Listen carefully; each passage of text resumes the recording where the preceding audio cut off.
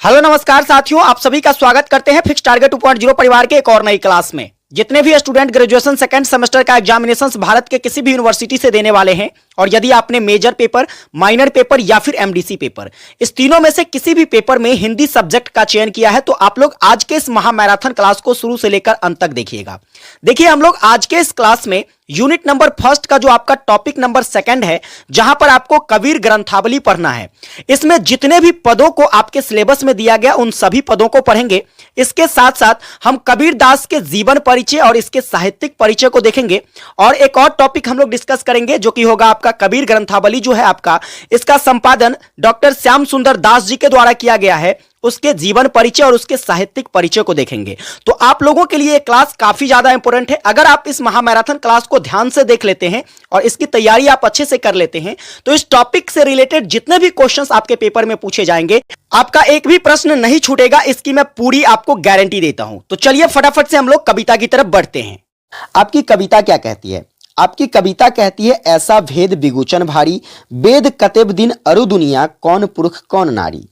एक बूंद एकई मलमूत्र, एक चाम एक गुदा, एक ज्योति थे सब उत्पना, कौन ब्राह्मण कौन सुदा। माटी का फंड सहज उत्पना, नादरु व्यंद समाना, विनसी गया थे का नाव धरी हो, पढ़ी गुनी हरि भन जाना। रजगुण ब्रह्मा तम गुण शंकर, सतगुण हरि है सोई, कहे कबीर एक राम जपहुरे, हिंदू तुरक न कोई। ये आपकी कविता है। इस कविता के माध्यम से कवि कबीर दास जी बताते हैं किसके बारे में? तो जैसे कि हम लोग हैं, इस धरती पर जितने भी मानव जाति हैं, जितने भी जीव जंतुएं हैं, उन सभी को किसके द्वारा बनाया गया है? एक ही ईश्वर के द्वारा जो है इन सभी व्यक्तियों को, इन सभी जीव जंतुओं को बनाया गया है। लेकिन हम जब इस धरती पर आते हैं तो यहाँ पर हमारे बीच क्या होती है? विभिन्नता देखने को मिलती है। जैसे कि हम उच्च जाति के हैं, हम निम्न जाति के हैं, कोई व्यक्ति गोरा है, कोई व्यक्ति काला है, कोई व्यक्ति धनी है, कोई व्यक्ति अमीर है।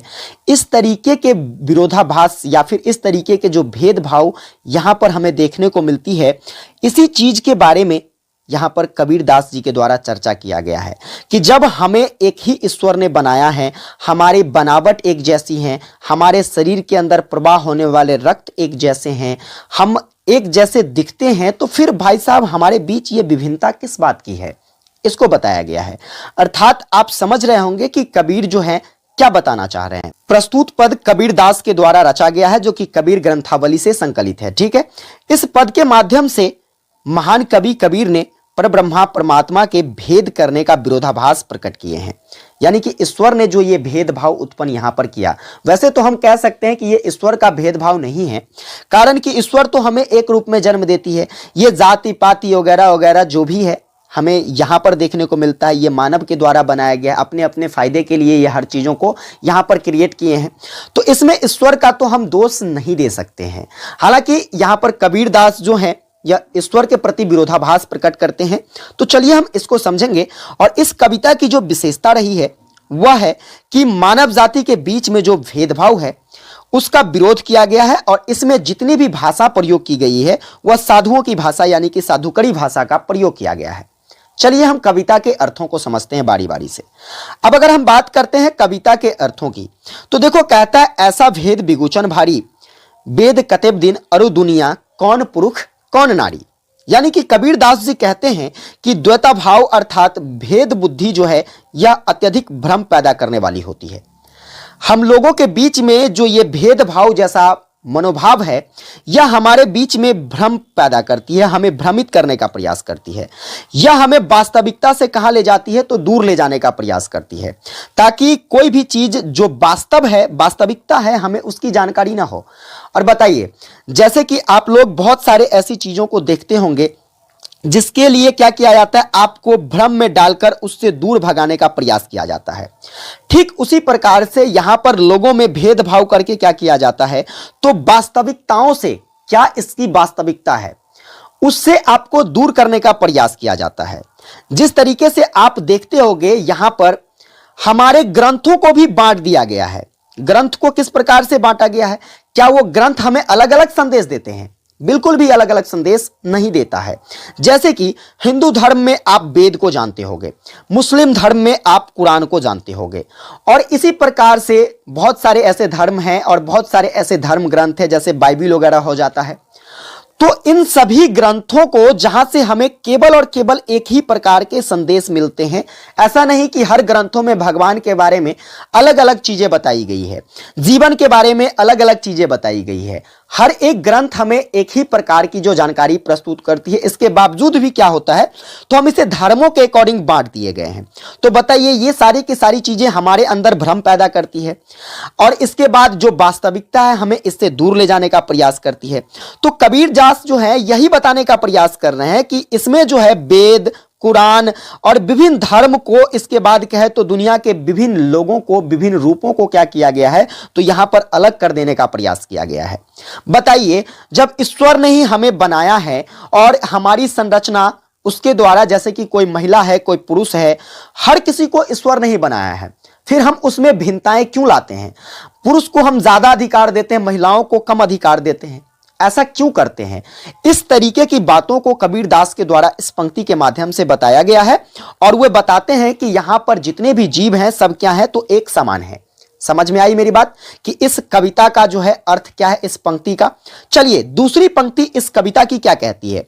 तो दूसरा पंक्ति के माध्यम से कबीर दास बताते हैं कि एक बिंदु एकै मलमूत्र एक चाम एक गुदा। देखो यहां पर ये दो बार टाइप हो गया, थोड़ा सा इसको आप क्या करेंगे तो हटा देंगे।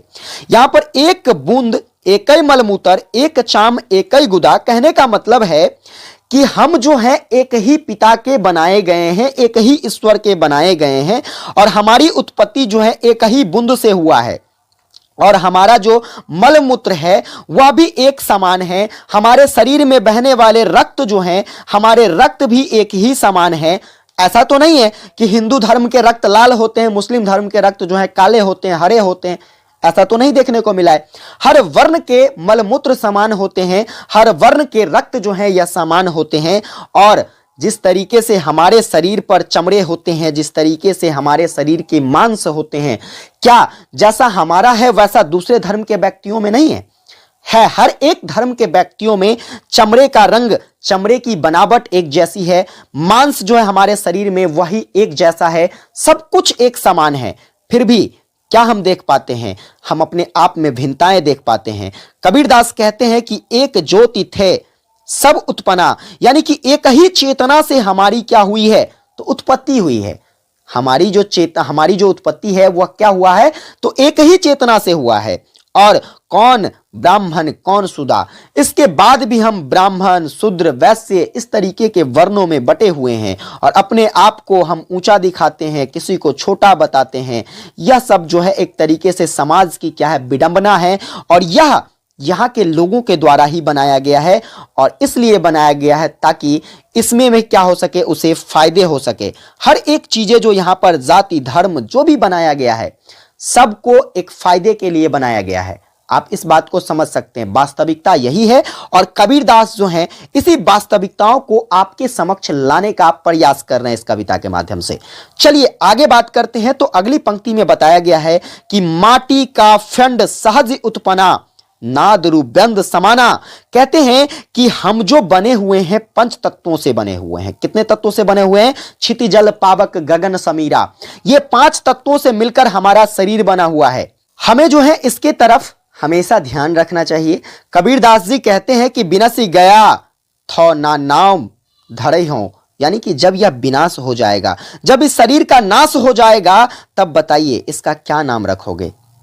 क्या मरे हुए शरीर का भी कोई नाम होता है? जिस तरीके से हम जिंदे में नाम रखते हैं, हम हिंदू धर्म के हैं, हम मुस्लिम धर्म के हैं और इसके बाद हमारा नाम ये है, हमारा नाम वो है, क्या मरे हुए शरीर का भी कोई नाम होता है? नहीं होता है। मरे हुए शरीर का तो कोई अस्तित्व नहीं होता, तो भाई नाम किस प्रकार की होगी उसका कोई अस्तित्व नहीं होता है। समझ गए? यही भी कबीर दास जी कहते हैं। कबीर दास जी कहते हैं कि पढ़ी गुनी हरि भन जाना, यानी कि कहते हैं यहां पर कबीर दास जी की केवल आत्मा ही तब क्या रह जाएगा, अपशिष्ट रह जाएंगे और विभिन्न इनके जो नाम होंगे ये नाम नहीं रह पाएंगे। अगर वहां भी इसके नाम होंगे तो आत्मा में भी क्या देखने को मिलेगी, विभिन्नता देखने को मिलेगी, और फिर तो वह आत्मा भी सही तरीके से एक दूसरे के बीच जो है अपना वास नहीं कर पाएगा। इसीलिए कबीरदास जी कहते हैं कि एक जो है हमारा शरीर जो बना हुआ है, जिस पंच तत्वों से बना हुआ है, हमें हमेशा उसकी तरफ ध्यान रखनी चाहिए, बाकी और कुछ भी नहीं है। यहाँ पर जो कुछ भी है हमारे इस मरने के बाद जो हमारे शरीर का अस्तित्व रह जाएगा वो कुछ भी नहीं रह जाएगा, हम इसका फिर नामकरण नहीं कर पाएंगे। और ये सारी जानकारी जो है हमें शास्त्रों से मिलती है। अगर शास्त्र पढ़ने के बाद भी अगर आपको ये जानकारी, ये चिंतन नहीं हो पाता है, समझिए आप कितने बड़े भ्रम में फंसे हुए हैं। इसलिए आपको भ्रम से बाहर निकलने की जरूरत है, और अगर आप भ्रम से बाहर निकल जाते हैं तो आपको ये सारी जानकारी अपने आप पता हो जाएगी, और आप एक जीवन के रहस्य को समझ पाएंगे कि जीवन का जो रहस्य है यह क्या है। और यह तब प्राप्त होगा आपको जब आप शास्त्रों को गहराई से पढ़ेंगे। किसको पढ़ेंगे? शास्त्रों को जब आप गहराई से पढ़ेंगे तभी आपको इस भेद के बारे में पता चल पाएगा, इसका राज जो है आपके समक्ष आ पाएगा। ये कबीरदास जी बताते हैं। चलिए आगे बात करते हैं। तो आखिरी पंक्ति, आखिरी लाइन में कबीरदास जी क्या बताते हैं कि रजगुण ब्रह्मा, तम गुण शंकर, सतगुण हरि है सोई। यानी कि ब्रह्मा, विष्णु आदि ये सब जो है केवल एक उपाधि है। ये भी क्या थे? तो एक मनुष्य के समान ही थे। इन्हें तो सिर्फ लोगों ने एक उपाधि दे दिया ब्रह्मा, विष्णु, महेश का। ठीक है, जिस तरीके से यहां पर कबीरदास जी कहते हैं कि रजगुण ब्रह्मा, यानी कि रजोगुण में जिस तत्व को हम लोग ब्रह्मा के नाम से जानते हैं उसी तत्व को तम गुण शंकर, तमोगुण में उसी को शंकर कहा गया है, और सतगुण में उसी को क्या कहा गया है? तो विष्णु कहा गया है। कहे कबीर एक राम जपहुरे, हिंदू तुरक न कोई। और इसलिए कबीरदास जी कहते हैं कि हिंदू मुस्लिम में कोई भेद नहीं होता, हिंदू मुस्लिम में कोई भेद नहीं होता है। जीवात्मा को अपने कल्याण के लिए भेद का भ्रम छोड़कर परम तत्व की तरफ हमें ध्यान लगाना चाहिए, हमें उस ईश्वर की तरफ ध्यान लगाना चाहिए। बस इतनी सी काम करनी चाहिए। बाकी और भी जो ये भ्रामक तथ्य हैं, इन तथ्यों को भुलाकर हमें क्या करना चाहिए? तो ईश्वर के प्रति अपनी आस्था को जाहिर करनी चाहिए, ईश्वर में हमें विलीन हो जाना चाहिए। बस बाकी और कोई धर्म, कोई जाति, कोई मजहब कुछ भी नहीं होता है। यह सब अपने फायदे के लिए बनाई गई चीजें हैं। तो उम्मीद करता हूं आप कबीरदास की जो ये कविता है, आप इस कविता को अच्छे से समझे होंगे। आप इसका स्क्रीनशॉट ले लेंगे और इसे अच्छे से नोट कर लीजिएगा, और इसको बार बार रिवाइज करिएगा ताकि आपको जो है ये बातें याद रख सके। अब देखिए यहां से परीक्षा में प्रश्न जो है कैसे बनाए जाएंगे। अगर हम प्रश्नों की बात करते हैं तो शॉर्ट टाइप क्वेश्चंस यहां से पूछा जा सकता है कि कबीरदास ने जो है राम और रहीम की एकता पर जोर क्यों दिया है। यानी कि जैसे कि मैंने आपको बताया, अभी हिंदू मुस्लिम धर्म के बारे में बता रहा था मैं अभी आपको, कि ये सारे के सारे धर्म कुछ नहीं होते।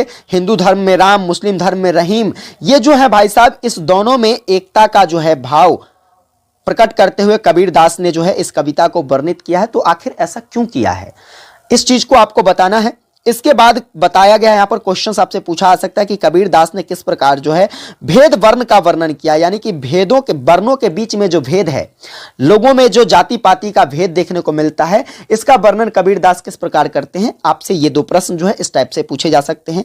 फिर एक प्रश्न जो है आपसे सप्रसंग व्याख्या करने वाला पूछा जा सकता है। जैसे कि मान लीजिए ये पद मैंने लिया है तो जरूरी नहीं यही पूछा जाएगा, इस टाइप के प्रश्न पूछे जाएंगे। इसलिए आपको कविता की पंक्तियों को याद रखना जरूरी है। पंक्ति है, ऐसा भेद बिगुचन भारी, वेद कतेब दिन अरु दुनिया, कौन पुरुष कौन नारी। ये तो अभी मैंने आपको पढ़ाया है कि कबीरदास जो है क्या बताते हैं। कबीरदास जो है इस भ्रामक तथ्यों से हमें दूर रहने को कहते हैं, और वह बताते हैं कि बताइए इसमें तो यहां पर हमें ऐसा देखने को मिलता है कि हमारे ग्रंथों को भी क्या किया गया है, अलग कर दिया गया है। जाति के आधार पर, धर्म के आधार पर इसे बांट दिया गया है। इसके बाद यहां पर पुरुष और महिलाओं में भी काफी ज्यादा भेद देखने को मिलता है। ये सब ऐसा क्यों देखने को मिलता है, इस तरीके से आपको इसके अर्थों को लिखना है। अर्थ की बात करें तो आपको सप्रसंग व्याख्या जब करना होगा तो सबसे पहले आप प्रसंग लिखोगे। जैसे कि मैंने बताया प्रसंग में पहले ही कि इसमें जो है कबीरदास ने क्या किया है, तो जाति भेद का विरोध किया है। इसके बाद जो है भाई साहब आप इसकी व्याख्या करेंगे इस पंक्ति की, कि इस पंक्ति के माध्यम से कबीरदास जी हैं क्या कहते हैं। इस टाइप से आप इसका आंसर करोगे। लॉन्ग टाइप क्वेश्चंस यहां से बनाया जा सकता है, डायरेक्टली आपसे पूछेगा ऐसा भेद विभूषण भारी कविता का क्या करे, भाव स्पष्ट करे। तो आपको पूरी जो भाव मैंने अभी बताया है उसको आपको पूरे लॉन्ग टाइप में लिखना होगा। अब आइए यहां से हम लोग दूसरी कविता को देखेंगे कि दूसरी कविता हमें क्या कहती है, यहां से हमें किस प्रकार की जानकारी मिलती है। तो आपकी जो कविता है अथक कहानी प्रेम की, देखो प्रेम की अगर हम बात करें तो इसके लिए किसी शब्दों का वर्णन करना, किसी शब्दों के माध्यम से इसे वर्णन करना अपने आप में एक बहुत ही कठिन काम है, क्योंकि प्रेम एक ऐसा शब्द है, प्रेम एक ऐसा भाव है जिसे ना तो आप लिखकर पूरी तरीके से व्यक्त कर सकते हो, ना ही तो इसे बोलकर पूरी तरीके से व्यक्त कर सकते हो। आप इसके बारे में जितना बोलो आप अपने आप को असंतुष्ट पाओगे, ऐसा लगेगा कि कुछ चीजें ऐसी हैं जो अभी भी छूट रही है। तो प्रेम एक ऐसा शब्द है और इसी को कबीरदास ने यहां पर बताया है। इस कविता का जो सार है, इस कविता के अंतर्गत जो चीजें बताई गई है वह क्या है, जरा इस पर अगर हम नजर डालते हैं तो सबसे पहले याद रखिएगा कि यह जो अथक कहानी प्रेम की यह कविता जो है यह भक्ति काल के निर्गुण धारा को क्या करती है, तो जागृत करती है। और यह जो लिखा गया किसके द्वारा, तो कबीरदास के द्वारा लिखा गया है और इस कविता का संपादन जो है डॉक्टर श्याम सुंदर दास जी के द्वारा किया गया है। इस कबीर ग्रंथावली में संपादित इस कविता के माध्यम से कबीरदास जी बताते हैं कि गुरु की सहायता से निर्गुण निराकार का वर्णन किस प्रकार किया गया है, हम इसको समझेंगे और इससे जो है प्रेम रूपी शक्ति कैसे प्रदान होती है, हम इन चीजों को आज के इस कविता के माध्यम से जानेंगे। चलिए कविता को पढ़ते हैं, हर एक लाइनों को समझते हैं, इसके अर्थों को समझने का प्रयास करते हैं। कविता है आपका अथक कहानी प्रेम की, किछु कही ना जाए, गूंगे केरी सरकरा बैठे मुस्काए, भोगी बिना अरु बीज बिन तरबर एक भाई, अनंत फल प्रकाश या गुड़ दिया बताए, मन थिर बैस बिचारिया राम ही लया लाए, झूठी अनभय बिस्तरी सब थोथी बाए, कहे कबीर सकत किछु नाही गुर भया सहाय, आवन जाहि मिटी गई मन मनहि समाए। ये आपकी कविता है। चलिए अब इसके अर्थों को समझते हैं। अभी तक तो आपको कुछ भी समझ में नहीं आया इस कविता में, जैसे मैंने पढ़ा आप भी इसे ऐसे पढ़ सकते हो, लेकिन जरूरी है हमारे लिए जानना इसके अर्थों को। आइए भाई साहब हम हर एक पाती के अर्थ को बारी बारी से समझते हैं। तो आपकी जो कविता है, जैसे कि पंक्ति कहता है अथक कहानी प्रेम की, कछु कही ना जाए, यानी कि ईश्वर का जो एक भक्त के प्रति या फिर एक भक्त का जो ईश्वर के प्रति प्रेम है, या फिर हम लोगों के बीच में जो ये प्रेम का प्रगाढ़ होता है, जैसे माता पिता भाई बहन, ये सारे के सारे जो प्रेम के प्रगाढ़ होते हैं, ये प्रेम होता है, इसके संबंध में हमें जो कुछ भी व्यक्त करना हो तो वह काफी कम ही होगा। उसी चीजों को कबीरदास यहां पर बताते हुए कहते हैं कि अथक कहानी प्रेम की जो कहानी है वो अकथनीय है, अवर्णनीय है। इसे हम लोग ना तो कथनों में व्यक्त कर सकते हैं, ना ही इसका हम पूर्ण रूपेण व्याख्यान कर सकते हैं।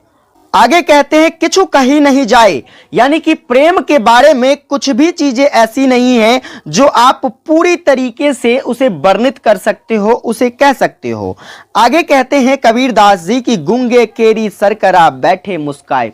ठीक उसी प्रकार से जैसे एक गूंगा व्यक्ति सरकरा, यानी कि जिसे हम गुड़ दे दे खाने के लिए, कुछ मीठी चीजें दे दे खाने के लिए, तो वो खा करके हमें स्वाद नहीं बताएगा। अगर उसे मीठा लगेगा तो उसकी मुस्कुराहट ही बता सकती है हमें कि यह हमें क्या बता रहा है, तो कह रहा है कि ये मीठा लग रहा है।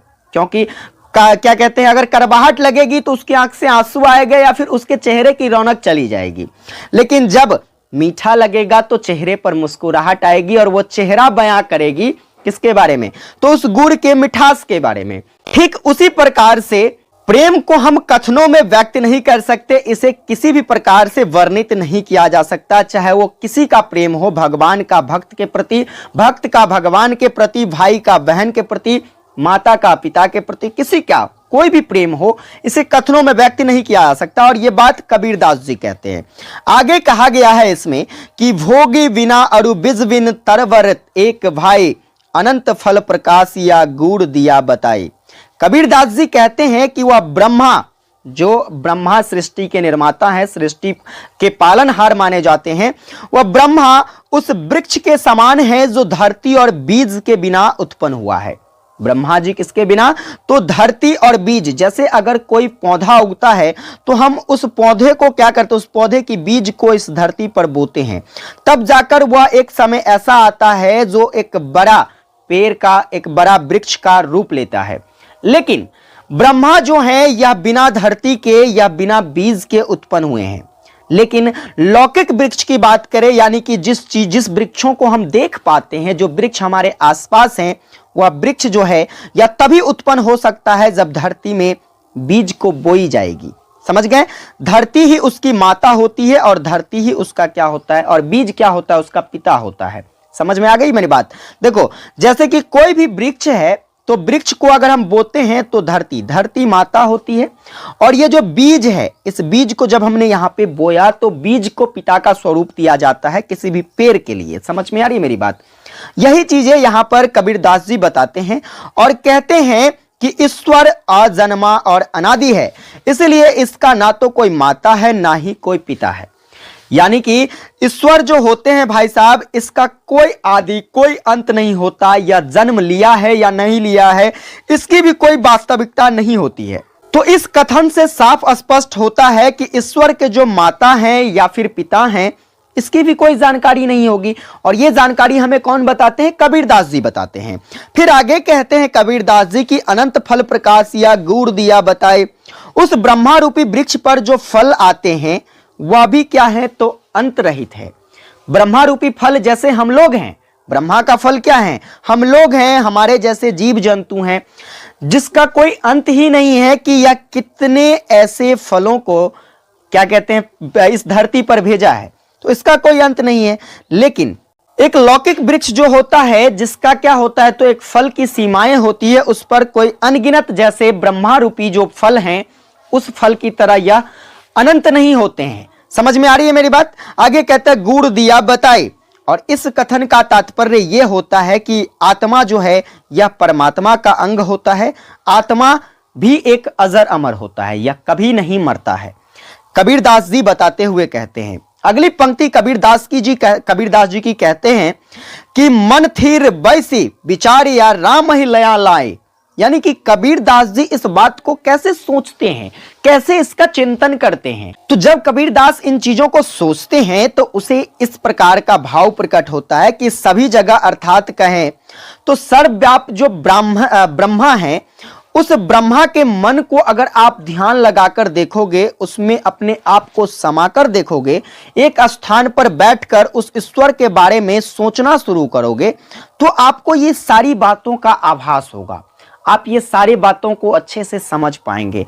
और कबीरदास जी ऐसे ही किए जब उन्हें इस झोल का पता नहीं चल रहा था कि क्या वास्तविकता है हमारे जीवन का, हमारे इस भक्ति भाव का, भगवान के प्रति हमारे इस प्रेम का क्या अर्थ है। तो उसे तब ये बात समझ में आया जब उन्होंने अपने आप को किसी एकांत जगह पर, किसी एक ऐसे स्थान पर बैठकर इन चीजों को सोचा, ब्रह्मा के बारे में सोचा, खुद के बारे में सोचा, तब जाकर अंतोगत्वा उसे निष्कर्ष के रूप में ये सारी बातें प्राप्त हुई। इसके अतिरिक्त कहते हैं कबीरदास जी की झूठी अनभय बिस्तरी सब थोथी बाई। इसके अतिरिक्त जो बातें हैं वह सब के सब क्या है, तो झूठे हैं, अनुभव विहीन हैं और व्यर्थ का विस्तार वाला है। यानी कि कबीरदास जी कहते हैं कि इसके अतिरिक्त आप ईश्वर के बारे में या जो सोचते हैं या फिर इस तरीके का भाव निकालते हैं, इसके अतिरिक्त अगर आपके सामने कोई बात आती है तो वह सबके सब बातें जो है मिथ्या है, झूठी है। क्या है? झूठी है। वह अनुभव विहीन है, बिना अनुभव के कही जाने वाली बातें हैं, और वह किसी भी चीजों का व्यर्थ में एक विस्तार आपके सामने रखा गया है।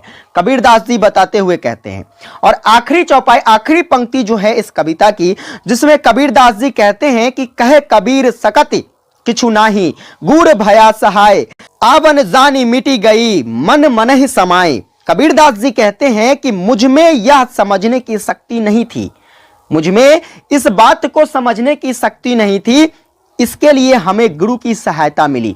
गुरु के सहायता के आधार पर हम इस निष्कर्ष पर पहुंच सके कि भगवान और भक्ति, ठीक है, भगवान और भक्त के बीच में जो ये भक्ति रूपी प्रेम है, या भक्ति रूपी प्रेम किस आधार पर व्यक्त की जाती है, यह एक कैसा प्रेम है, इसके बारे में हम किस प्रकार की मनोवृत्तियां रखते हैं और इसे कैसे वर्णित कर सकते हैं, ये सारी बातें गुरु की सहायता से किसको प्राप्त हुआ, तो कबीर दास जी को प्राप्त हुआ।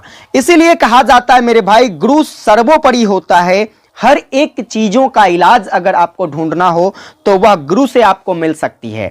जैसे कि कबीर दास एक बहुत ही महान कवि माने जाते थे, बहुत ही महान कवि माने जाते हैं, और भाई साहब इन्हें भी गुरु की आवश्यकता हुई जीवन के मर्म को समझने में, भगवान और भक्त के बीच के प्रेम को समझने में। किसकी सहायता लेनी पड़ी? गुरु की सहायता लेनी पड़ी। और उन्होंने बताया कि इस अनुभव के कारण जो है मेरा जन्म और मरण, जब गुरु से हमें ये सारी जानकारी प्राप्त हो गई तो हमने पाया, यानी कि कबीर दास ने पाया कि हमारा जो जन्म और मरण है यह बिल्कुल समाप्त हो गया है, और मेरा मन जो है यह मेरे मन में ही समा गया है, मन की चंचलता बिल्कुल मिट गई है। यानी कि स्वाभाविक सी बात है, देखते होगे आप लोगों ने एक कहावत सुना होगा, अधजल गगरी छलकत जाए। जिस व्यक्ति के पास ज्ञान कम होता है वह व्यक्ति क्या करता है, तो अपने आप को ज्यादा दिखाने की कोशिश करेगा कि मैं ये हूं, वो हूं, ऐसा हूं, वैसा हूं, मैं इतना जानता हूं। लेकिन जिस व्यक्ति के पास पूर्ण ज्ञान होता है वह व्यक्ति बिल्कुल स्थिर हो जाता है। उसकी जो चंचलता होती है, उसकी जो ये विकरालता होती है, ये पूरा सिमट जाता है। समझ में आई मेरी बात? ठीक उसी प्रकार से जब कबीर दास जी को ये सारी जानकारियां अपने गुरुओं से मिल गया, ये सारे अर्थों को जब गुरु ने उसे समझा दिया, तब जो उसका मन था उसके मन में ही समा कर रह गया। सब कुछ तो आपके मन में ही है, जो सोचोगे वही होगा। आप जिस चीज के बारे में नहीं सोचोगे वह कभी नहीं होगा। इसलिए उनका जो मन था अपने मन में ही समाकर रह गया, और उनकी जो मन की चंचलता थी वो बिल्कुल सी मिट सी गई। तो ये इस कहानी का अर्थ है कि किस प्रकार से कबीर दास जी अपने गुरु की सहायता से, किसकी सहायता से? अपने गुरु की सहायता से जीवन के मर्म को समझ पाए, गुरु और भक्त के बीच में जो है, गुरु और शिष्य के बीच में प्रेम को समझ पाए, भगवान और भक्त के बीच में प्रेम को समझ पाए। यह सब किसकी सहायता से हो पाया? गुरु की सहायता से। उम्मीद करता हूं आप मेरी बातों को अच्छे तरीके से समझ गए होंगे। अब अगर आपसे इस कविता की विशेषताओं के बारे में पूछा जाए तो आप क्या कहोगे? तो सर इसकी दो प्रमुख विशेषताएं ये है कि सबसे पहला, ब्रह्म साक्षात्कार के बिना सब मिथ्या है। यानी कि ब्रह्मा को जाने बिना जो है, जब तक आप ब्रह्मा को जान नहीं जाते हो तब तक आपके सामने जो भी चीजें हैं वो सबके सब झूठी हैं, सबके सब एक अंधविश्वास हैं, मिथ्या हैं, झूठी हैं। यह समझने के कारण यहां शांत रस का परिपाक हो रहा है। और जैसे ही आप ब्रह्मा के मर्म को, ब्रह्मा को साक्षात कर लोगे, ठीक है, ब्रह्मा को समझ जाओगे, तो आप अपने आप को शांत पाओगे। और उसी प्रकार से यहां पर कबीर दास जी बिल्कुल अपने मन की चंचलता को शांत कर बैठे। उनकी मन की जो चंचलता थी बिल्कुल शांत हो गई, और इसीलिए इस कविता में शांत रस का आलिंगन किया गया है, शांत रस की चर्चा की गई है। दूसरा जो है इसमें निर्गुण धारा के गुरु के महत्व को स्पष्ट किया गया है। यहां पर मैंने आपको बार बार बताया अभी कि गुरु की सहायता से इसे सब कुछ की प्राप्ति हो पाई। जैसे मान लीजिए कि यहां पर मैं आपको ये चीजें बता रहा हूं, ऐसे इसके सामने एज इट इज रख दूं तो आपको थोड़ी बहुत चीजें अच्छे तरीके से समझ में नहीं आएगी, लेकिन मैंने आपको इसे डिटेल में एक्सप्लेन करके बता दिया तो ये बातें आपको अच्छे तरीके से समझ में आ गई। तो क्या कह सकते हो, आपकी गुरु की सहायता से जो है आपको हर एक चीजें अच्छे से समझ में आया, जीवन का मर्म समझ में आया। तो इस कविता के माध्यम से जो है निर्गुण धारा में गुरु का क्या महत्व रहा है, इस महत्व को बताने का प्रयास कबीर दास जी के द्वारा किया गया है। उम्मीद करता हूं आप इसकी विशेषता को समझ गए होंगे, कविता के हर एक पंक्तियों के अर्थों को समझ गए होंगे। इसको आपको बार बार रिवाइज करना है पेपर में, जब तक पेपर होती है आपकी तब तक आपको इसे अच्छे से रिवीजन करना है। समझ गए? अब यहां से पेपर में प्रश्न कैसे बनाए जाएंगे, आइए थोड़ा सा इस पर भी चर्चा कर लेते हैं। अगर शॉर्ट टाइप क्वेश्चंस की बात करें तो आपसे दो टाइप के क्वेश्चंस पूछे जा सकते हैं। पहला तो ये लैंग्वेज बेस्ड होगा और दूसरा सप्रसंग व्याख्या करने वाला। जैसे कि आपसे क्वेश्चंस पूछा जा सकता है कि कबीर दास ने भक्त और भगवान के प्रेम का वर्णन जो है ये किस प्रकार से किया है। तो अभी मैंने आपको डिटेल में बताया कि भक्त और भगवान के बीच का जो प्रेम है या कबीर दास किस प्रकार स्पष्ट करते हैं, उसे इसकी जानकारी कैसे मिलती है। समझ में आई मेरी बात? चलिए आगे यहां पर सप्रसंग व्याख्या करने के लिए पूछा जा सकता है। अब अगर सप्रसंग व्याख्या करने की बात हो तो जरा ध्यान से समझिएगा। वैसे तो मैं आपको हर क्लास में बताता हूं कि ये क्वेश्चन शॉर्ट टाइप में पूछा ही जाएगा, इस टाइप के, जरूरी नहीं कि यही पूछा जाएगा, इस टाइप के पूछे जाएंगे। कविताएं तो बहुत सारी हैं। चलिए अब इसके संबंध में अगर बात करें तो सबसे पहले याद रखिएगा, जब भी सप्रसंग व्याख्या करना हो तो आपको प्रसंग लिखना है सबसे पहले, और इसके बाद आपको इस पंक्ति की व्याख्या करनी है। प्रसंग जो कि मैंने अभी यहां पर बताया आपको, ये प्रसंग लिखेंगे आप, ये पूरा का पूरा प्रसंग आपको लिखना है। इसके बाद मेरे भाई जो है इस पंक्ति के अर्थों को बताना है। किसको बताना है? ये जो पंक्ति है आपकी, इस पंक्ति के अर्थों को आपको डिटेल में बताना है। अथक कहानी प्रेम की कछु कही न जाए, प्रेम की कहानी अकथनीय अवर्णनीय है, इसके बारे में कुछ भी कहा नहीं जा सकता है। गूंगे केरी सर करा बैठे मुस्काए, जिस तरीके से गूंगा को अगर गुड़ खिला दिया जाए तो उसकी मिठास वो मुंह से तो व्यक्त नहीं कर सकता, उसकी मुस्कुराहट ही क्या कर सकती है, तो उसकी मिठास के बारे में बता सकती है। इस तरीके से आपको इसके अर्थों को लिखना है। उम्मीद करता हूं आप समझ गए होंगे। चलिए अब यहां से लॉन्ग टाइप क्वेश्चंस की बात करें तो लॉन्ग टाइप क्वेश्चन जो 10 नंबरी पूछा जाता है आपसे, कैसे पूछा जाएगा? डायरेक्टली कहेगा अथक कहानी प्रेम की जो कविता है इसका भाव स्पष्ट करे या इसका आशय स्पष्ट करे। समझ में आई मेरी बात? तो इस टाइप से आपके पेपर में प्रश्न बनाया जाएगा। अब आइए फिर से हम लोग देखेंगे तीसरी कविता जो कि आपके कबीर ग्रंथावली की है। कविता है आपका लोकामती के भोरारे। इस कविता के माध्यम से कबीर दास हमें क्या बताने का प्रयास कर रहे हैं? तो इसमें हमारे जीवन के मर्म को समझाने का प्रयास किया गया है और इसके साथ हमारे भक्ति भाव को प्रकट करते हुए इसमें यह कबीर दास के द्वारा बताया गया है कि जैसे कि हम लोगों के अंदर एक ऐसा भाव होता है, हम लोग ऐसा सोचते रहते हैं कि किसी एक ऐसे स्थान को चुना जाए जहां पर अगर कोई व्यक्ति अपना प्राण त्यागता है तो उसे मोक्ष की प्राप्ति हो सके, स्वर्ग की प्राप्ति हो सके। और कुछ ऐसे स्थान होते हैं जहां पर मरने से लोगों को स्वर्ग नहीं मिलता है, ऐसा लोगों का एक भाव होता है। इसी भाव पर व्यंग कसते हुए कबीर दास ने इस कविता को लिखा है। तो चलिए भाई साहब हम इस कविता को समझते हैं। कविता को समझने से पहले इसके प्रसंग को आप जरूर ध्यान से समझिएगा, ताकि प्रसंग आपको यह कविता का सार बता देता है। अगर हम इसके प्रसंग की बात करते हैं तो यह डॉक्टर श्याम सुंदर दास के द्वारा संपादित कबीर ग्रंथावली से लिया गया है और यह कबीर ग्रंथावली जिसको कबीर दास के द्वारा लिखा गया है। इस कविता के माध्यम से कबीर दास जन सामान्य की सूझबूझ के दिवालियेपन पर व्यंग करते हुए किसी स्थान विशेष जैसे कि काशी हो गया, मगहर हो गया, इसमें मरने से स्वर्ग या नरक पाने की धारणा का खंडन करते हुए यह सिद्ध करता है कि स्वर्ग की प्राप्ति जो है, ठीक है, स्वर्ग की प्राप्ति केवल और केवल भगवान के साथ अच्छे संबंध से, भगवान की एक सच्ची भक्ति से मिल सकती है। ऐसा कभी नहीं संभव हो सकता है कि किसी एक विशेष स्थान पर अगर हम अपने प्राण को त्यागें तो हमें स्वर्ग की प्राप्ति होगी, और कुछ ऐसे स्थान पर मेरा प्राण अगर चला जाता है तो हमें नरक की प्राप्ति होगी, स्वर्ग की प्राप्ति नहीं होगी। यह सब एक तरीके से व्यंग्यात्मक तथ्य हैं या सिर्फ कहने को है। कबीर दास ऐसा मानते हैं कि अगर आपको मोक्ष की प्राप्ति चाहिए, स्वर्ग की प्राप्ति चाहिए, तो आपको एक सच्ची भक्ति दिखानी होगी भगवान के प्रति। चलिए कविताओं को अब समझते हैं। एक बार आप लोग कमेंट करके बता दीजिए कि आपको इसका जो प्रसंग है ये समझ में आया। आप लोग यस टाइप कीजिए कमेंट में। उम्मीद करता हूं आप लोग मेरी बात समझ गए होंगे। कविता को उच्चारित करें, देखिए कैसे पढ़ना है आपको कविता को। कविता है लोकामती के भोरा रे, जो काशी तन तजे कबीर, तो राम ही कहा निहोरा रे। तब हमें वैसे अब हम ऐसे, यह जन्म का लाहा, जीव जल में जल पैसी न निकसे, यू दूरी मिले दुलाहा।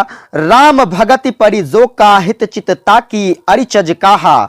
गुरु प्रसाद साध की संगति, जगती जे जाय जुलाहा। कहे कबीर सुनहु रे साधो, भ्रमी परे जिनि कोई, जस काशी तस मगहर उसर, हृदय राम सती होई।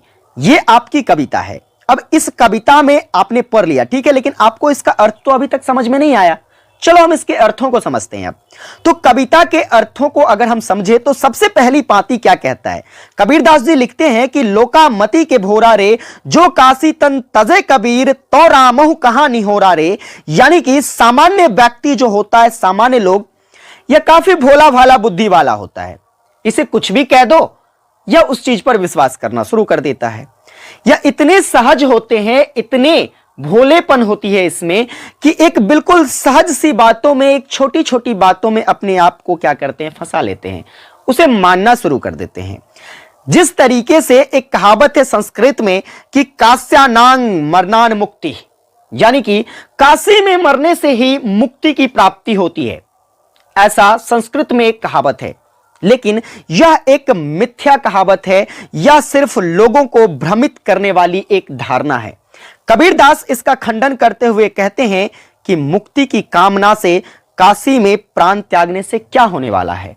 क्या इससे राम का कोई संबंध है? क्या इससे अगर मैं काशी में जाकर मरूं तो राम हमारी प्रार्थना स्वीकार कर लेगा? ऐसा बिल्कुल भी नहीं होता है। इसी के खंडन में इन्होंने बताया है कि मुक्ति राम की कृपा से होती है और काशी में मरने से राम का क्या संबंध है। अगर हम राम की सच्ची भक्ति करते हैं तो हमें मुक्ति की प्राप्ति निश्चित होगी। कौन बताते हैं? ये कबीरदास बताते हैं। कहा गया है यहां पर कि जो काशी तन तजे कबीर तो राम हो कहां निहोरा रे। और राम की भक्ति करने से ही हमें क्या हो सकती है, तो मुक्ति की प्राप्ति हो सकती है। और यह जो धारणा है कास्यानांग मरणान मुक्ति, यानी कि काशी में मरने से ही मुक्ति होगी, यह असत्य धारणा है और इस पर कबीरदास जी जो हैं यह बिल्कुल भी विश्वास नहीं करते हैं। यह आपकी पहली पंक्ति का क्या है, तो अर्थ है। उम्मीद करता हूं आप समझ गए होंगे कि कबीरदास ने मरने के संबंध में इस पंक्ति के माध्यम से क्या बताया है कि हमें मोक्ष की प्राप्ति किसमें होगी। अब आइए आगे बात करते हैं, इसकी दूसरी पंक्ति क्या कहता है। तो दूसरी पंक्ति है, तब हमें वैसे अब हम ऐसे, यह जन्म का लाहा ज्यू जल में जल पैसी न निकसे, यू दूरी मिले जुलाहा। कहते हैं जैसा मैं पहले था, ठीक है, पहले मैं यानी कि कबीरदास, ठीक है, पहले मैं भी क्या करता था, जब हमारे पास बुद्धि नहीं थी उतनी, जब मैं इतना समझता नहीं था हर चीजों को, तब मैं भी क्या करता था, तो इस पे विश्वास कर लेता था कि हां ऐसा होता होगा। जैसे आप लोगों को ही अभी मान लीजिए कोई किसी चीज के बारे में अगर विशेष रूप से जानकारी प्राप्त ना हो और मैं आपको बता दूं कि देखो ऐसा ऐसा ऐसा ऐसा होता है, ठीक है, लेकिन जब आपको बाद में चलकर इसकी वास्तविक जानकारी प्राप्त होगी, तो अभी तो आपने हमारे कहने पर विश्वास कर लिया, लेकिन जब इसकी वास्तविक जानकारी आपको मिलेगी तो क्या कहोगे? आप हमारी बातों को निरस्त कर दोगे, कहोगे सर ने गलत बताया था, है कि नहीं? ऐसा नहीं होता है। तो उसी प्रकार से कबीरदास भी पहले क्या किया करते थे, तो ऐसी भोली भाली बातों पर विश्वास कर लेते थे। परंतु अब जो है, अब मैं आडंबरपूर्ण झूठी मान्यताओं में तनिक भी विश्वास नहीं करता। कबीरदास जी कहते हैं जब हमारे पास ज्ञान हुआ, जब हमने इस चीज को जाना, काफी करीब से इसे पहचानने की कोशिश की, तो मुझे लगा कि ये लोगों के द्वारा बताई गई बातें सिर्फ एक भ्रम है, लोगों को भ्रमित करती है, लोगों को अंधकार में रखने का प्रयास करती है। हमें इससे बाहर निकलना चाहिए और इन सभी झूठी बातों पर हमें विश्वास नहीं करना चाहिए, और कबीरदास ऐसा करते भी हैं। आगे कहता है किस तरीके से, जैसे कि ज्यो जल में जल पैसी न निकसे, जिस तरीके से जल में अगर जल को मिला दिया जाए, प्रविष्ट कर दिया जाए, तो फिर से वह जल बाहर नहीं निकलता है, उसी प्रकार से यू दूरी मिले जुलाहा, उसी प्रकार से यह जुलाहा, कबीर खुद को जुलाहा कहते हैं यहां पर, और यह जुलाहा जो है यह शुद्ध चैतन्य आत्मा, इसकी जो शुद्ध चैतन्य आत्मा है यह भी क्या हो गया है, तो शुद्ध चैतन्य परम ब्रह्म में मिल गया है। जैसे ही हमें इस चीज की जानकारी मिली है, कबीरदास कहते हैं जैसे ही हमें हर चीजों की जानकारी मिल पाई है, हम ब्रह्मा में अपने आप को मिला लिए हैं। इसके अतिरिक्त और कुछ भी नहीं है।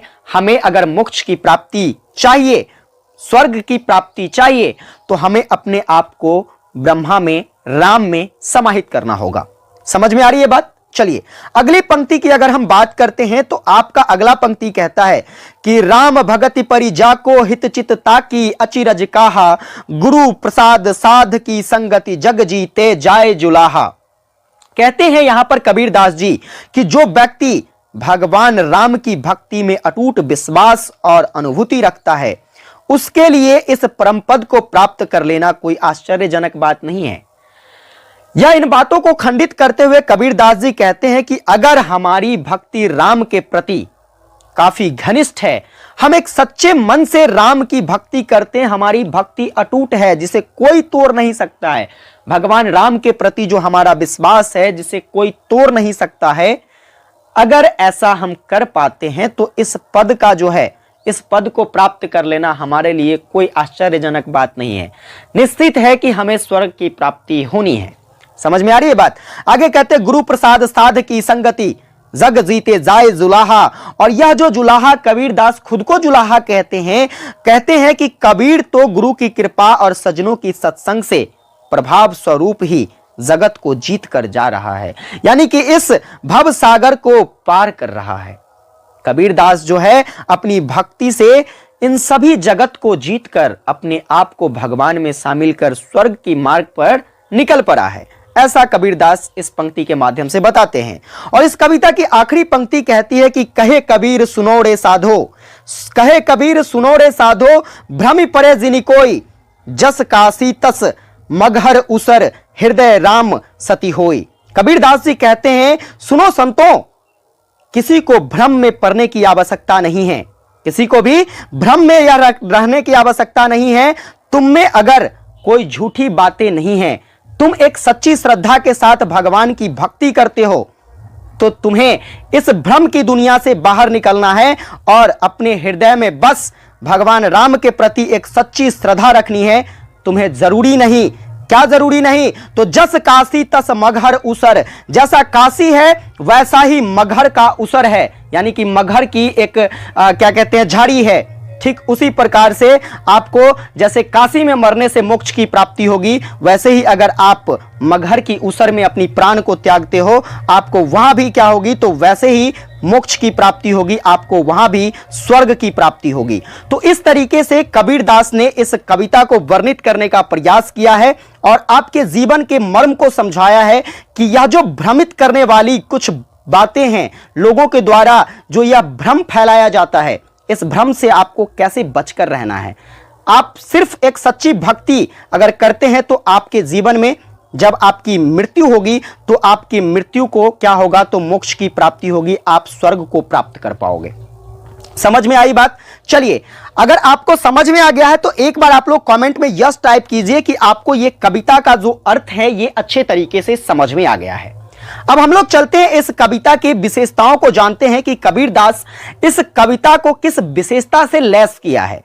इस कविता की क्या विशेषता है?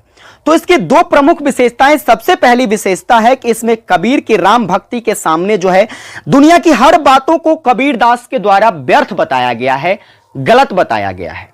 समझ गए? और दूसरी बातें यह है कि इसमें शांत रस का प्रयोग किया गया है, हर एक बातों को शांति भाव तरीके से व्यक्त करने का प्रयास किया गया है कबीरदास जी के द्वारा। और अगली विशेषता इसकी यह है कि इस कविता को हम गीत के रूप में भी गा सकते हैं, यानी कि इसमें जितने भी पद छंद दिए गए हैं सभी को गाया जा सकता है। समझ गए? गीतों की तरह। और इसके बाद इसमें साधुकरी भाषा का प्रयोग किया गया है। तो ये सारी विशेषताएं हैं आपके इस कविता की। उम्मीद करता हूं आप मेरी बात समझ गए होंगे। अब चलिए हम इसके प्रश्नों पर चर्चा करते हैं। देखिए आपके पेपर में कैसे कैसे प्रश्न बनाए जा सकते हैं। जैसे कि अगर हम बात करें, आपसे शॉर्ट टाइप क्वेश्चंस पूछा जा सकता है। क्वेश्चंस फर्स्ट नंबर नोट करिएगा। क्वेश्चंस आपसे पूछा जा सकता है कि कबीरदास के अनुसार मोक्ष का मार्ग क्या है। मोक्ष के मार्ग के बारे में कबीरदास ने क्या बताया है, इसको आपको स्पष्ट करना है। समझ में आ गई? दूसरी क्वेश्चंस आपसे सप्रसंग व्याख्या करने वाला पूछा जाएगा। और जैसे कि यहां पर मैंने एक पंक्ति लिखा, राम भगति परिजाको हित चित्ता की अचिरज कहां।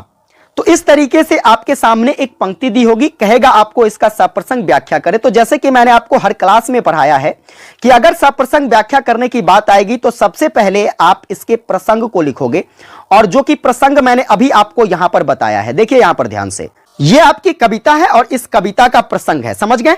चलिए, और यहां पर इसके बाद जब आप प्रसंग लिख देते हो तब आपको व्याख्या लिखनी है। व्याख्या देकर डैश, और व्याख्या लिखकर डैश देंगे और तब इसकी पंक्ति की व्याख्या करेंगे। समझ में आ गया बात? और यहां से देखिए एक लॉन्ग टाइप क्वेश्चंस बनाए जा सकते हैं। जैसे कि आपसे पूछा जाएगा कि लोकामती के भोरा रे कविता का भाव स्पष्ट करे या आशय स्पष्ट करे।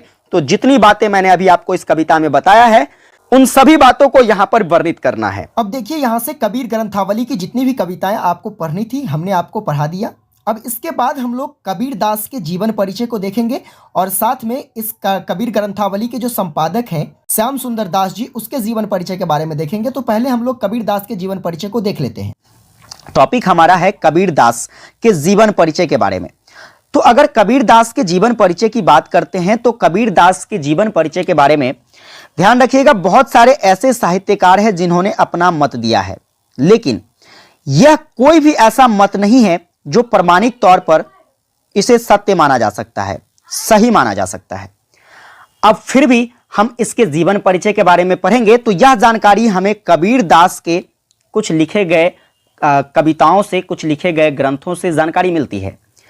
अब इस ग्रंथों से हमें क्या जानकारी मिलता है, तो साहित्यकारों के द्वारा कुछ इस प्रकार से वर्णित करते हुए बताया गया है कि कबीरदास जो थे, जिनका जन्म उत्तर प्रदेश राज्य के वाराणसी जिले में 1398 ईस्वी में होता है, और इनके जो माता पिता थे जिनका नाम क्या था, तो इनके पिताजी का नाम नीरू था, इनके माताजी का नाम क्या था, तो नीमा था। और इन्होंने अपने जीवन काल में शादी भी करी थी। शादी किया था, इनकी पत्नी का जो नाम था वह लोई था, और इनके 2 बच्चे भी थे, 2 संतान भी थे, जिसमें लड़का का नाम था कमाल, लड़की का नाम था कमाली। अब इसके बाद जो है इन्होंने अपने जीवन काल में बहुत सारी रचनाएं की, जिसमें कुछ फेमस रचना थी, उस रचनाओं को भी जान लेंगे, जैसे कि हो गया साखी, सबद, रमैनी, ये सब जो है इनकी फेमस रचनाएं थी। और इनकी जो मृत्यु हो जाती है, यह कब हो जाती है, तो इनकी मृत्यु जो है भाई साहब यह 1518 ईस्वी को हो जाता है, जो कि कहां पर होती है, तो उत्तर प्रदेश में मगहर नाम का एक स्थान है, और इसी मगहर नामक स्थान पर क्या होता है, इनकी मृत्यु हो जाती है। अब इस बीच जो है इन्होंने अपने जीवन काल में एक प्रसिद्ध कवि के रूप में अपनी प्रसिद्धि हासिल करी, और यह एक फेमस संत भी माने जाते थे, और यह एक फेमस दार्शनिक भी माने जाते थे। तो यह एक छोटा मोटा सा जो है संक्षिप्त रूप में इनका परिचय था। लेकिन हम इसे परीक्षा में कैसे लिखेंगे? जब आपसे परीक्षा में पूछा जाएगा कि कबीरदास का जीवन परिचय करें, तो ध्यान दो, आपको कुछ इस प्रकार से लिखना है। जैसे कि अगर हम बात करते हैं, मैंने आपको पहले ही बताया है कि कबीरदास जिनके जन्म के संबंध में कोई भी ऐसे प्रमाणिक साक्ष्य नहीं मिलते हैं। अब इस प्रमाणिक साक्ष्य के ना मिलने के आधार पर भी कुछ इतिहासकार हैं, कुछ ऐसे साहित्यकार हैं जो बताते हैं कि कबीरदास जो हैं, जिनका जन्म 1398 ईस्वी में एक जुलाहा परिवार में होता है, और यह जुलाहा परिवार, जुलाहा दंपत्ति जिसका नाम क्या होता है, नीरू और नीमा, यानी कि कबीरदास जो थे जिनके पिताजी का नाम नीरू और इनके माता का नाम क्या था, नीमा था। लेकिन हमने कुछ ऐसे साक्ष्यों को पढ़ा है, और कुछ ऐसे विद्वान भी हैं जिनका मानना है, और वो बताते हैं कि कबीरदास जो हैं जिनका जन्म एक ब्राह्मण परिवार में हुआ था, और यह वास्तविकता है कि इनका जन्म जो है एक ब्राह्मण परिवार में ही हुआ था। समझ गए कहानी क्या है, हम इसको समझते हैं। देखिए क्या होता है, तो एक ब्राह्मण होती है जो कि विधवा ब्राह्मण, ब्राह्मण समझते हैं ना, एक ब्राह्मण जाति की महिला जो कि विधवा महिला है, ठीक है। और इस विधवा महिला के जो पति होते हैं ये काफी लंबे समय पहले मर गए होते हैं। इसके बाद काफी लंबे समय के बाद जो है यह ब्राह्मण महिला क्या करती है, तो एक संतान को जन्म देती है। अब आप सोच सकते हो कि समाज में इस महिला को लोग किस तरीके से देखना शुरू करेंगे। तो इसी समाज की सोच के डर से यह ब्राह्मण महिला क्या करती है, तो अपने संतान को त्याग देती है और इसे एक जंगल में छोड़ आती है। ठीक है मेरे भाई, समझ में आ रही है। और जब जंगल में छोड़ आती है तो जंगल में एक जुलाहा दंपत्ति जिसका नाम होता है नीरू और नीमा, समझ में आ रहा है। यह नीरू और नीमा जो है क्या होता है, तो निसंतान होता है, यानी कि इसके पास कोई भी बाल बच्चे नहीं होते हैं। तो जब यह जंगल में जाता है तो जंगल में लकड़ी काटने जाता है, और क्या होता है, तो उसे लकड़ी काटने के दौरान जंगल में एक बच्चे की रोने की आवाज आती है। जब बच्चे के रोने की आवाज आती है तो यह दोनों वहां पर जाता है, और वहां पर जाने के बाद उस बच्चे को अपने साथ ले आता है, और बच्चे को अपने साथ लाने के साथ ही क्या करता है, तो वह उसका लालन पालन करता है, और यही बच्चा जो है भाई साहब बड़ा होकर कबीरदास बनता है। उम्मीद करता हूं मेरी ये कहानी आपको समझ में आ गई होगी। हमारी ये कहानी नहीं है, साहित्यकारों के द्वारा प्रमाणिक तौर पर बताई गई कहानी है, तो उम्मीद करता हूं आप समझ गए होंगे। देखो इन्होंने जैसे जैसे जो है इनकी जीवन लीलाएं आगे बढ़ती गई, इन्होंने शिक्षा दीक्षा भी प्राप्त किया, और शिक्षा प्राप्त करने के लिए इन्होंने गुरु किसे बनाया, तो गुरु रामानंद को। ठीक है, इनके गुरु जो कौन थे, तो संत स्वामी रामानंद थे। आपसे ऑब्जेक्टिव टाइप में क्वेश्चंस पूछा आ सकता है कि कबीरदास के गुरु कौन थे, तो आप कहोगे सर रामानंद थे। और इनके जो है धीरे धीरे जब इनकी शिक्षा दीक्षा पूर्ण हो जाती है तो यह अपने जीवन काल में शादी भी करते हैं, और इसकी जो जानकारी है या इनके द्वारा जो लिखे गए कुछ ग्रंथ हैं, इस ग्रंथ से ही मिलता है कि कबीरदास ने अपने जीवन काल में जो है शादी भी किया था। और शादी किससे किया था, तो जिसकी पत्नी थी, इसकी पत्नी का नाम था लोई। और शादी के बाद तो आपको पता है कि संतान की उत्पत्ति होती है, तो इनके 2 संतान भी हुए, जिसका नाम क्या था, तो जिसका नाम लड़का जो था जिसका नाम था कमाल और लड़की का नाम था कमाली। उम्मीद करता हूं आप समझ गए होंगे। अब धीरे धीरे जो है इनकी मृत्यु तक पहुंचते हैं हम लोग। तो मृत्यु की अगर बात करें तो जैसे इनके जन्म के बारे में कोई प्रमाणिक साक्ष्य नहीं है, वैसे ही इनके मृत्यु के बारे में भी कुछ ऐसे प्रमाणिक साक्ष्य नहीं है। देखो, माना जाता है कि कबीर दास जो है जिनका मृत्यु 1518 ईस्वी में हुआ था। कहां पर हुआ था, तो मैंने पहले ही आपको बताया है कि उत्तर प्रदेश में मगहर नामक एक स्थान है, और इसी मगहर नामक स्थान पर क्या हो जाती है, तो इनकी मृत्यु हो जाती है। लेकिन इसकी मृत्यु कैसे होती है इसके बारे में जरा समझ लीजिए। तो देखो, मगहर नामक एक स्थान जो है उत्तर प्रदेश में, तो ऐसा माना जाता है कि जिस भी व्यक्ति की, ठीक है, जिस भी व्यक्ति की मृत्यु यहां पर होती है इस जगह पर, तो उसे किसकी प्राप्ति नहीं होती है, स्वर्ग की प्राप्ति नहीं होती है। एक तरीके से यह अंधविश्वास जो है यह लोगों में फैला हुआ है कि जो भी व्यक्ति मगहर नामक स्थान पर मरेगा उसे स्वर्ग की प्राप्ति नहीं होगी। तो ऐसा माना जाता है इतिहासकारों के द्वारा, साहित्यकारों के द्वारा, कि कबीर दास जो थे थोड़ा सा जिद्दी टाइप का व्यक्ति थे और यह ईश्वर में ज्यादातर विश्वास नहीं किया करते थे। समझ गए? कहे तो जो कहते थे वो करते भी थे, इस टाइप के व्यक्ति थे। इन्होंने ठान लिया कि अगर मान लीजिए मगहर में मरने के बाद जो है किसी को स्वर्ग की प्राप्ति नहीं होती है, मैं मरूंगा तो कहां मरूंगा, मगहर में जाकर ही मरूंगा। तो ऐसा कुछ साक्ष्य से प्राप्त होता है। कुछ विद्वानों का ऐसा मानना है कि उन्होंने स्वेच्छा से मगहर में जाकर अपने प्राण त्याग दिए, यानी कि वो अपने स्वेच्छा से, अपनी इच्छा बल से, अपनी इच्छा से जो है मगहर गया और वहां पर अपना प्राण त्याग दिया। उन्होंने इसलिए ऐसा किया ताकि लोगों के मन से अंधविश्वास हटाया जा सके। मैंने पहले बताया कि लोगों के अंदर क्या अंधविश्वास था कि मगहर में मरने वाले व्यक्ति को स्वर्ग नहीं मिलेगा। समझ गए? क्योंकि वहां पर जो व्यक्ति मरता था उसको स्वर्ग नहीं मिलता था, लोगों में ऐसा मानना था। इसी अंधविश्वास को हटाने के लिए कबीर दास ने क्या किया, मगहर में जाकर अपना प्राण त्याग दिया। यही कारण है कि कबीर दास अपने जीवन के अंतिम समय में मगहर में ही प्राण त्यागे। उम्मीद करता हूं आपको ये बातें समझ में आ गई होगी। तो इस तरीके से आप इसके जीवन परिचय को लिख पाएंगे। अब आइए हम इसके साहित्यिक परिचय पर चर्चा करते हैं। तो साहित्यिक परिचय की अगर बात करें तो कबीर दास कहीं ना कहीं अपने आप में किसी परिचय का मोहताज नहीं रहा है।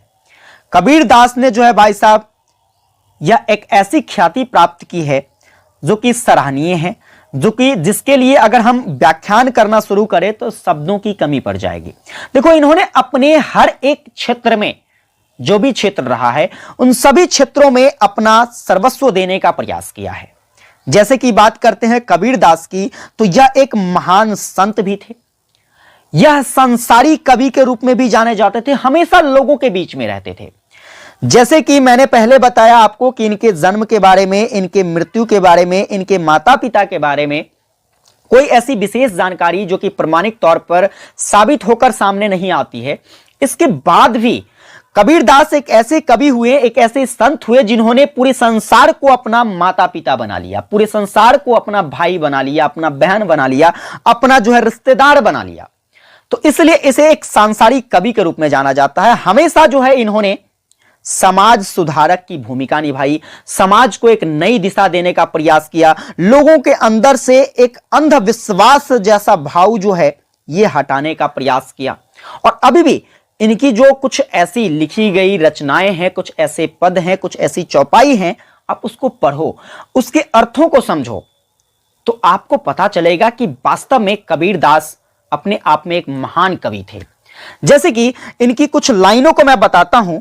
यह देवताओं के बारे में कहते हैं। किसके बारे में कहते हैं? भगवान के बारे में कहते हैं लोगों से कि देखो भाई साहब, देवता जो है हमें क्या कहता है। तो देवता, जैसे कि इन्होंने लिखा, मोको कहां ढूंढे रे बंदे, मैं तो तेरे पास में। यानी कि ईश्वर हमसे कहता है कि आप हमें कहां ढूंढ रहे हो, मैं तो हमेशा आपके साथ रहता हूं। और स्वाभाविक सी बात है, आपने हिरण्यकश्यप और प्रहलाद की कहानी सुनी होगी। तो वहां पर प्रहलाद से जब हिरण्यकश्यप पूछता है, जब वो मारने के लिए हिरण्यकश्यप प्रहलाद को जाता है, तब पूछता है कि बताओ अब तुम्हें कौन भगवान बचाएगा, कहां है तुम्हारा भगवान। तो प्रहलाद बहुत ही अच्छे तरीके से अपने पिता को समझाते हुए कहता है कि मेरा भगवान जो है यह कण कण में वास करता है, हर जगह है, ये आप में है, हम में है, आपकी तलवार में है, हर जगह मेरा भगवान निवास करता है। इसी आधार पर कबीर दास भी कहते हैं, लिखे हैं कि भगवान तो हमें कहता है कि मैं हर जगह हूं, हर कण कण में हूं, फिर तुम हमें कहां ढूंढ रहे हो? भगवान ही कहता है, ना मैं मंदिर ना मैं मस्जिद ना काबा कैलाश में, खोजी हो तो तुरंत ही मिलियो पल भर की तलाश में। यानी कि ना तो मैं किसी मंदिर में हूं, ना काबा ना कैलाश, ना किसी पर्वत पर, ना किसी मस्जिद में, कहीं नहीं हूं मैं। अगर तुम हमें सच्चे मन से खोजोगे, सच्चे श्रद्धा के साथ खोजोगे, तो मैं आपके पास हमेशा हूं। ठीक है, मैं पल भर की तलाश में आपको मिल जाऊंगा। कहानी तो वैसे बहुत सारी है जिसे आप समझ सकते हैं इस पंक्ति के माध्यम से। जैसे कि अगर हम बात करें तो आप लोगों ने ध्रुव के बारे में पढ़ा होगा, जिसे 5 वर्ष की अवस्था में भगवान की प्राप्ति हुआ था। तो बताइए, 5 वर्ष के व्यक्ति, 5 वर्ष का एक छोटा सा बच्चा भगवान की प्राप्ति कर सकता है, वो भी एक जंगल में रहकर, एक जंगल में। ना तो वह कोई मंदिर गया था, ना कोई मस्जिद गया था। अगर आपने कहानी नहीं देखा, नहीं पढ़ा है तो आप जरूर देखिएगा। देखो, तो जंगल में जाकर यह भगवान की प्राप्ति 5 वर्ष की अवस्था में कर सकता है। और आप एक भगवान को पाने के लिए कहां जाते हो? यहां से कोसों कोसों दूर मंदिर मस्जिद में अपनी माथे टेकते हो। तो ये सारी बातें जो है एक विडंबना के आधार पर कबीरदास बताते हैं। तो इस तरीके से जो है कबीरदास ने हमेशा एक समाज सुधारक की भूमिका निभाई। लोगों के अंदर से जो है भ्रामक तथ्य जो है, लोगों के अंदर जो अंधविश्वास है, उस अंधविश्वास को खत्म करने का प्रयास किया। इतना ही नहीं, वह एक सजग कवि के रूप में भी जाने जाते थे। देखो, वह अनाथ था, लेकिन सारा समाज उनकी छत्र छाया की अपेक्षा करता था। मतलब वह खुद ही अनाथ था, खुद ही उसके आगे नाथ न पीछे पगहा। कौन उसके माता थे, कौन उसके पिता थे, इसकी जानकारी जो है नहीं थी। ऐसी स्थिति में इसके बावजूद भी कबीरदास की एक ऐसी ख्याति थी, कबीरदास एक ऐसे चर्चित कवि थे, एक ऐसे संत थे जिसकी छत्र छाया में, यानी कि उसके साथ मिलकर सभी लोग रहना चाहते थे। उन्होंने अपनी पूरी दुनिया लोगों में बसा लिया था। समझ में आ रही है मेरी बात? आगे अगर बात करें तो कबीर के महान व्यक्तित्व एवं उसके काव्य के संदर्भ में जो है एक प्रसिद्ध साहित्यकार जिसका नाम है डॉक्टर प्रभाकर माचबे। डॉक्टर प्रभाकर माचबे क्या बताते हैं? इन्होंने लिखा है कि कबीर में सत्य कहने का अपार धैर्य था। मैंने पहले ही बताया आपको कि कबीर काफी निडरता के साथ बातों को व्यक्त करते थे और अपनी सच्चाई जो है यह खुलकर सामने में रखते थे। जो लोगों की सच्चाई है, जो जीवन की सच्चाई है, कभी भी हिचक नहीं होता था इन्हें कि मैं ये बातें कैसे बोलूं। ये बेहिचक बोलने का प्रयास करते थे और उसके परिणाम सहन करने की हिम्मत थी उसमें। और उसका परिणाम जो भी होता था, अब देखो बहुत सारी बातें ऐसी भी होती है, जैसे मान लीजिए मैंने कोई चीजें तो बोल दिया, ठीक है, मैंने तुम्हें कहा कि मैं तुम्हें एक थप्पड़ मारूंगा, तो ठीक है, एक को बोला, दूसरे को बोला, तीसरे को बोला, कोई तो ऐसा व्यक्ति होगा जो हमें भी एक थप्पड़ लगा सकता है। ऐसी स्थिति में जो है भाई साहब, आप में अगर क्रूरता दिखाने की क्षमता है तो आपको क्रूरता सहने की क्षमता भी होनी चाहिए। कोई बातें अगर आप बोल रहे हो तो उसका क्या परिणाम होगा वो भी सहन करने की आप में क्षमता होनी चाहिए। और कबीरदास में यह क्षमता भरपूर थी।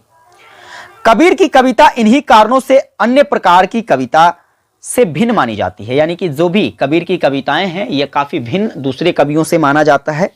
इन सभी कारण से वह कई रूढ़ियों का बंधन तोड़ता है। वह मुक्त आत्मा की कविता मानी जाती है।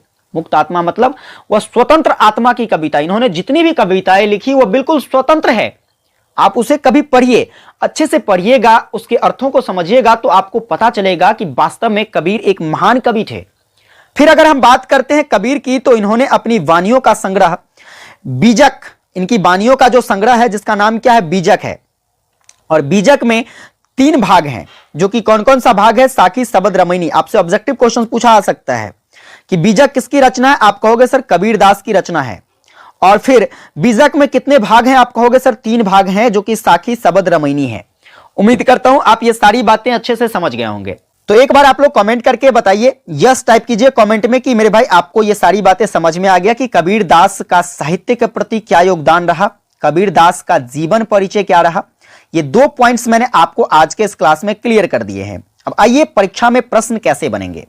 तो परीक्षा में प्रश्न की अगर बात करें तो सबसे पहले पूछा जा सकता है कबीरदास का संक्षिप्त जीवन परिचय करें। क्या पूछा आ सकता है? कबीरदास या संत कबीर का संक्षिप्त जीवन परिचय करें। दूसरा पूछा आ सकता है आपसे कि कबीरदास के साहित्यिक परिचय पर टिप्पणी करें। क्या पूछेगा? साहित्यिक परिचय पर टिप्पणी करें। और यहां से देखिए ये दो टाइप के क्वेश्चंस बनाए जा सकते हैं। ऑब्जेक्टिव की अगर बात करें तो कैसे पूछा जाएगा? जैसे कि आपसे ऑब्जेक्टिव क्वेश्चंस पूछ लिया जा सकता है कि कबीरदास का जन्म कब हुआ, कबीरदास का जन्म कब हुआ, जन्म कब हुआ, इस टाइप से पूछा आ सकता है। 4 ऑप्शन रहेंगे तो यहां पर आपको सही ऑप्शन चुनने होते हैं। इस टाइप से प्रश्न बनाए जाएंगे। तो इस तरीके से हम लोगों ने कबीरदास के जीवन परिचय और उनके साहित्यिक परिचय के बारे में देख लिया है, समझ लिया है। अब आइए हम लोग बाबू श्याम सुंदर दास जी के बारे में जानते हैं कि उनका जीवन परिचय क्या रहा है और उनका साहित्यिक परिचय क्या है, जो कि आखिरी टॉपिक होगा आज के इस क्लास का। तो चलिए हम लोग टॉपिक पर चर्चा करते हैं। और देखिए हम सबसे पहले एक छोटा सा एक बेसिक सा परिचय कर लेते हैं श्याम सुंदर दास जी के बारे में। अगर हम बात करें श्याम सुंदर दास जी की तो इनका जो जन्म हुआ था यह उत्तर प्रदेश राज्य में काशी वाराणसी में हुआ था सन 1875 ईस्वी में। इनके जो पिताजी थे, इनके पिताजी का नाम था देवीदास खत्री और इनकी जो माताजी थी इनका नाम था देवकी देवी। इस दोनों नाम को आप बहुत ही आराम से याद रख सकते हो, दोनों में देव देव आता है कि नहीं? तो पेपर में जब ऑब्जेक्टिव पूछा जाएगा तो आप बिल्कुल भी गलती नहीं करिएगा। देखो द से दास, द से देवी, द से देवकी, याद रख सकते हैं। तो उम्मीद करता हूं आप मेरी बात समझ रहे होंगे कि कैसे आपको याद रखना है कि बाबू श्याम सुंदर दास जी के माता और पिता का नाम क्या था। अब देखिए तो इनका जन्म हो गया। अब धीरे धीरे इन्होंने शिक्षा ग्रहण करना शुरू कर लिया। अब इन्होंने जो बीए की परीक्षा पास करी थी वह काशी हिंदू विश्वविद्यालय जो कि काशी में अवस्थित है, यहां से इन्होंने बीए की परीक्षा पास करी और फिर जाकर इन्होंने अपने जीवन काल में हिंदी साहित्य में काफी सारी रचनाएं की। अब इस रचनाओं का जो काल था वह था आधुनिक काल, क्योंकि इनका जन्म ही आधुनिक काल में हुआ था तो यह आधुनिक काल के साहित्यकार थे और आधुनिक काल में भी यह द्विवेदी युग के साहित्यकार माने जाते हैं।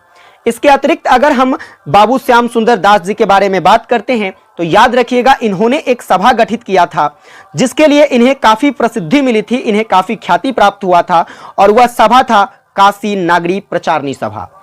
इन्होंने अपने दोस्तों की सहायता से इस सभा को गठित किया और फिर इन्होंने जो हिंदी साहित्य में अपना योगदान दिया था इसको लेकर इन्हें कई सारी उपाधियां जैसे कि साहित्य वाचस्पति की उपाधि, डी लिट्स की उपाधि, ये 2 उपाधि इन्हें प्राप्त हुआ था। और इनकी जो मृत्यु हो जाती है यह 1945 में इसकी क्या हो जाती है, तो मृत्यु हो जाती है। तो यह एक छोटा सा जानकारी था बाबू श्याम सुंदर दास जी के बारे में। लेकिन मेरे भाई ध्यान रखिएगा जब आपसे पेपर में यह प्रश्न पूछा जाएगा तो आप इसका आंसर कैसे करोगे, जरा इस पर फोकस कर लेते हैं। तो जब यह प्रश्न आपसे परीक्षा में पूछा जाएगा तो किस टाइप से पूछा जाएगा? पूछा जाएगा कि बाबू श्याम सुंदर दास का जीवन परिचय प्रस्तुत करें या जीवन परिचय पर संक्षिप्त टिप्पणी करें। आप कैसे करोगे? याद रखिएगा कि बाबू श्याम सुंदर दास जी जो हैं यह द्विवेदी युग के एक महान साहित्यकारों में से एक है और इनका जो जन्म हुआ था यह काशी में हुआ था। कहां पर हुआ था? काशी में एक परिवार जो कि खत्री जाति का था। किस जाति का? खत्री परिवार में इनका जन्म होता है। अब इनके जीवन काल की अगर हम बात करते हैं तो इनका जीवन शुरुआती समय में काफी सुखद रहा था, काफी सुखद, काफी आनंददायक। लेकिन वो कहावत है ना कि जीवन में जो आप पहले ही सुख को भोग लीजिएगा तो एक समय ऐसा आएगा जो आपको दुख भी झेलना पड़ेगा। जैसे कि आप लोगों की ही हम बात कर ले तो अभी तो आप लोग क्या कर रहे हो, एग्जाम का नोटिस नहीं आया है, डेट नहीं आया है तो चैन से कान पे ढेला रख के सोए हुए हो, है कि नहीं? लेकिन जैसे ही एग्जाम का डेट आएगा आप सीधे पढ़ना शुरू करोगे। उतने कम समय में आप क्या पढ़ोगे? इसीलिए आप लोगों से बार बार कहता हूं कि क्लास को डेली कीजिए, हर एक चीजों का नोट्स बनाइए और अभी से अगर आपका नोट्स प्रिपेयर रहेगा तो आपको एग्जाम के टाइम में ज्यादा कष्ट नहीं उठाना पड़ेगा और आप आराम से रिवीजन करके बढ़िया से पेपर लिख सकते हो। ठीक उसी प्रकार से हम आ जाते हैं कहां पर, तो बाबू श्याम सुंदर दास जी पर। इनका जीवन शुरुआत में काफी सुखमयी रहा, बाद में चलकर दुखदाई हुआ। कैसे हुआ हम इसको बताएंगे आपको। तो देखिए जब इनका जन्म हो जाता है, जब यह धीरे धीरे बड़े होते हैं तो इनकी शिक्षा दीक्षा प्रारंभ कर दी जाती है इनके अभिभावकों के द्वारा। अब पहली बार जो है इसे शिक्षा दिया जाता है वह किस विषय की दी जाती है, तो संस्कृत विषय की। संस्कृत में इन्हें सबसे पहली शिक्षा दी जाती है और जब यह परीक्षा उत्तीर्ण हो जाता है, पास कर जाते हैं, तब जाकर यह सन 1897 ईस्वी में, कितने ईस्वी में, ईस्वी याद रखिएगा, बहुत इंपॉर्टेंट है, आपसे पूछा आ सकता है ऑब्जेक्टिव में भी। कैसे पूछा जाएगा बताते हैं आपको। 1897 ईस्वी में इन्होंने काशी हिंदू विश्वविद्यालय से क्या किया, तो बीए की परीक्षा पास करी। और जब इन्होंने बीए पास कर लिया, इसके बाद इनकी स्थिति जो है, आर्थिक स्थिति, यह धीरे धीरे अब दयनीय होती चली गई। अब जब आर्थिक स्थिति दयनीय हो जाएगा तो स्वाभाविक सी बात है कि इसके शिक्षा दीक्षा में कमी आएगी। शिक्षा के लिए तो आपको पता है कि पैसा का होना बहुत जरूरी है। जब आपके पास पैसे हैं तो आप एक बढ़िया स्कूल में पढ़ सकते हैं, बढ़िया शिक्षा प्राप्त कर सकते हैं। पैसा नहीं है तो ये सुविधाएं आपको नहीं मिल पाती है। वही यहां पर घटना किसके साथ होता है, तो बाबू श्याम सुंदर दास जी के साथ होता है। श्याम सुंदर दास जी की जब आर्थिक स्थिति दयनीय हो जाती है तो इनकी शिक्षा दीक्षा में गिरावट आ जाती है और तब यह क्या करते हैं, तो एक प्रेस था जिसका नाम था चंद्र प्रभा प्रेस। अब इस चंद्र प्रभा प्रेस में क्या करता है यह, तो 40 रुपये मासिक वेतन पर नौकरी करना शुरू कर देता है। 40 रुपये उस समय काफी महत्वपूर्ण होता था। आज 40 रुपये की कोई वैल्यू नहीं है। एक तरीके से हर एक व्यक्ति जो ना भी कमाता हो उसकी भी रोज की पॉकेट खर्च जो है इतना हो जाता है, लेकिन उस समय इस 40 रुपये का बहुत ज्यादा महत्व था। तो 40 रुपये की मासिक वेतन पर, यानी कि महीना में इसे 40 रुपया दिया जाता था और इन्होंने काम करना शुरू कर दिया। इस 40 रुपये से अपनी पढ़ाई भी करता था और साथ में परिवार में भी कुछ दे देता था ताकि परिवार चल सके। धीरे धीरे इनकी जीवन लीलाएं बढ़ती गई। अब 1899 ईस्वी में क्या करते हैं, तो काशी में एक हिंदू स्कूल था, वहां पर जाकर इन्होंने अध्यापन का कार्य किया, यानी कि वहां पर जाकर इन्होंने पढ़ाना शुरू कर दिया। फिर धीरे धीरे इनकी जो एक्सपीरियंस बढ़ती गई, तब यह आगे बढ़ते गए और फिर जाकर यह लखनऊ में एक विद्यालय था जिसका नाम था कालीचरण हाई स्कूल।